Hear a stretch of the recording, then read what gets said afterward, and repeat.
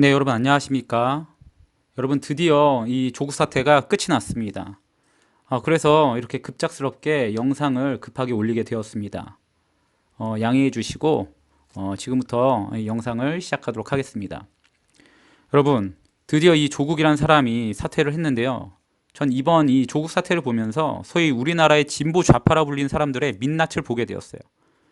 네, 이 진보 좌파라는 사람들, 뭐 정의를 외치고 뭐 공정을 외친 사람들의 정말 민낯을 아주 끝까지 끝을 보게 되었습니다. 여러분, 이 조국이란 사람은요, 청문회 때 자신을 뭐라고 소개했냐? 사회주의자로 말했어요. 사회주의자. 근데 이 사회주의가 뭐죠? 바로 사회주의가 추구하는 것이 계급주의 타파입니다. 계급을 무너뜨리는 것. 계급주의 타파. 이것이 이 사회주의자들의 목적이라는 거예요. 그래서 이 조국은 어떻게 했습니까? 산호뱅까지 활동을 하면서 산호뱅에까지 가입을 해서 활동을 하면서 정말 혁명을 통해서라도 이 계급주의를 우리나라의 이 계급을 타파하려고 했던 거죠. 이 사회주의 이념을 실현시키자 했던 것입니다. 이 산호맹까지 가입을 해서. 그런데 여러분, 여기서 모순이 있는데 이렇게 계급주의를 타파하려고 했던 이 사람의 가족을 한번 보자고요. 이 조국과 가족들을. 어떻게 살았습니까? 그들은요, 철저히 이 계급을 지키면서 살았어요. 이 계급을 지키면서. 어떻게든 자신의 계급을 지키고 자신의 기득권을 지키고자 정말 최선을 다해서 그 기득권을 지키고 계급을 유지하고자 정말 범죄까지 저지르면서 살았던 거죠. 조국의 아내도 딸도 아들도 다 이 계급 아래서 이 계급 안에서 자신의 기득권을 챙기고자 정말 범죄까지 저지르면서 살았습니다. 그래서 지금까지 사건들이 터지고 공개가 됐었죠. 뭐 서울대나 서울대 인턴이나 뭐 논문이나 뭐 키스트 인턴이나 뭐 의전원까지 뭐 어떻게든 이 범죄까지 저지르면서 자신의 이 기득권을 지키고자 정말 최선을 다했던 거예요. 그래서 우리가 분노를 했던 거죠. 그리고 최근에는 이 아내 정겸신 교수에 대해서 어떤 기사까지 나왔습니까? 여러분 보세요. 네, 이게 지금 할 일입니까? 계급을 이렇게 타파한다는 사람이 자기가 수희 아저씨를 혼내겠다고 이런 발언을 해요. 아니 수희 아저씨가 자기 미칩니까? 혼내긴 뭘 혼내요. 이렇게 철저하게 이 계급을 따지면서 지배 계급으로 자신들의 그 기득권 계급으로 살아왔던 것이 바로 이 조국과 그의 가족들이었다는 거죠. 그런데 무슨 개혁이며 평등을 이들이 외칩니까? 말도 안 되는 거죠. 말도 안 되는 거예요. 자기 자신의 삶도 가족들의 삶도 철저히 계급 아래서 계급주의 아래서 살고 있으면서 무슨 계급의 타파를 외치냐고요. 그래서 우리는 이들을 뭐라고 불렀습니까? 그래서 이들을 위선자라고 불렀던 거예요. 위선자라고. 말도 안 되는 소리 하니까 모순된 삶을 살아가니까. 여러분 이처럼요.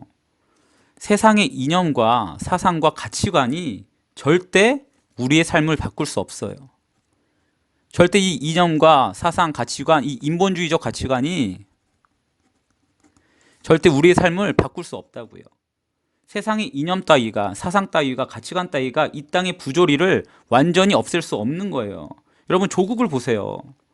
아무리 뭐 사회주의자 이념을 떠들어대면서 트위터에 그렇게 난리를 치고 공정과 정의를 외쳤지만 결국 자기와 자기 가족들 하나 변화시키지 못했잖아요.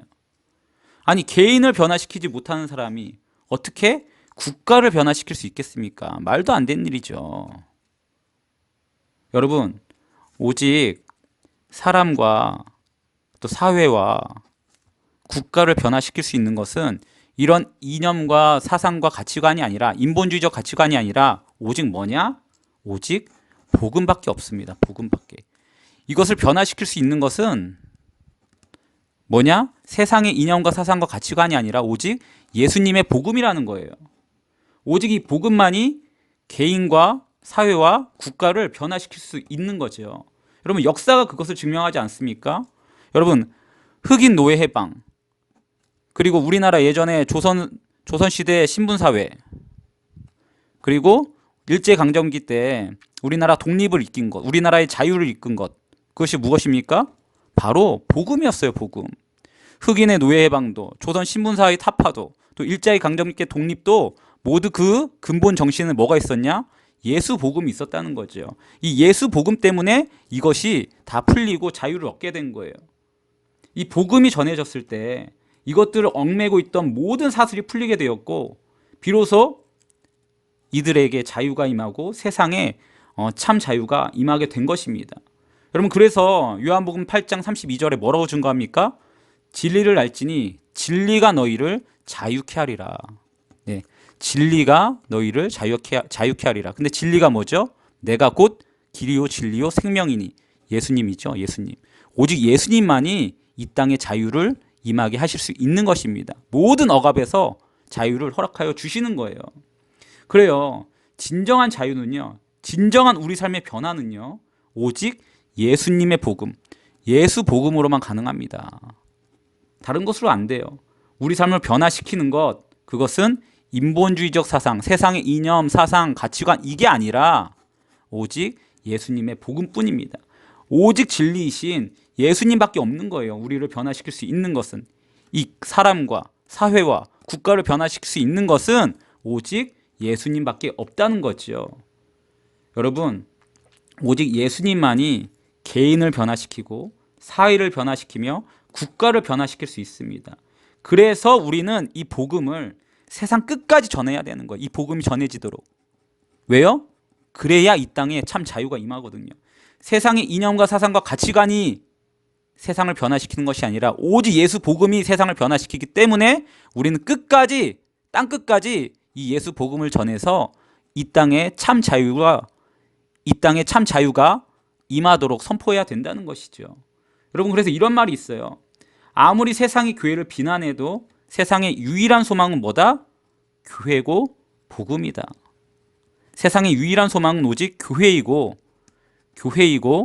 복음이다. 아무리 세상이 교회를 비난해도 세상을 변화시킬 수 있는 것은 복음밖에 없다.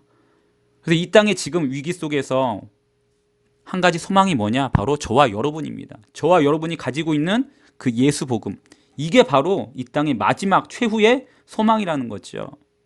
여러분, 그러므로 헛된 인본주의적 사상이 아니라 오직 예수 복음, 예수 그리스도의 이름만을